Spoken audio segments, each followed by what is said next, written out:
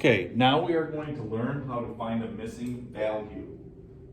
When we have one of the numbers, we have the answer, we have to figure out what value is missing to get to the answer.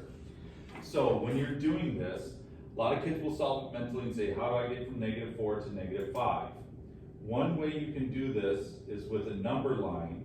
You put -4 on there, you put 0, and you put -5. I always have kids put 0 even if it's not needed, just so you know where 0 is in relation to the other two numbers, because sometimes it's useful, and we'll go over in another example when 0 will be very useful. But we are starting at 4. So we need to know, how do we get to -5, and is it a positive direction or negative direction? When you move to the left or go this way, that is always a negative direction. When you move right or go this way, that is always a positive direction. So you really have to be sure whether you're going in a negative or positive direction. So if I go to -4, and that's where I start with my first number, and I go this way to get to the answer, which is -5, I went -1 step. Because I went in the negative direction, I went left.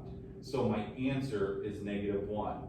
You can always double check it and go -4 value, -1 value, and we have a -5 total value. Now, if they give you different signs and things, I draw my number line, I put 0 on it, we're starting at 3, and I have -1 for my answer. And the spacing doesn't matter on the number line. As long as you have like positives in the right spot, negatives, you should be good. Don't worry about how far apart they are.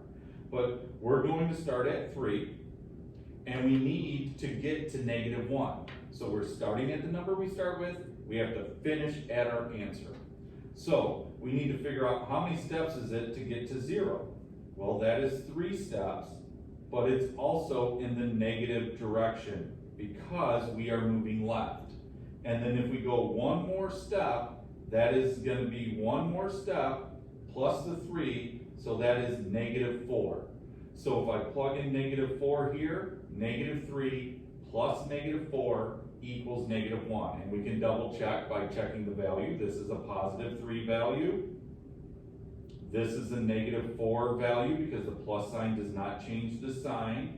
And if we have 4 negatives and 3 positives, these cancel, and leave me with 1 negative. So I know I have the correct answer. So if you're trying to find a missing number, number lines will be very useful as long as you use it correctly.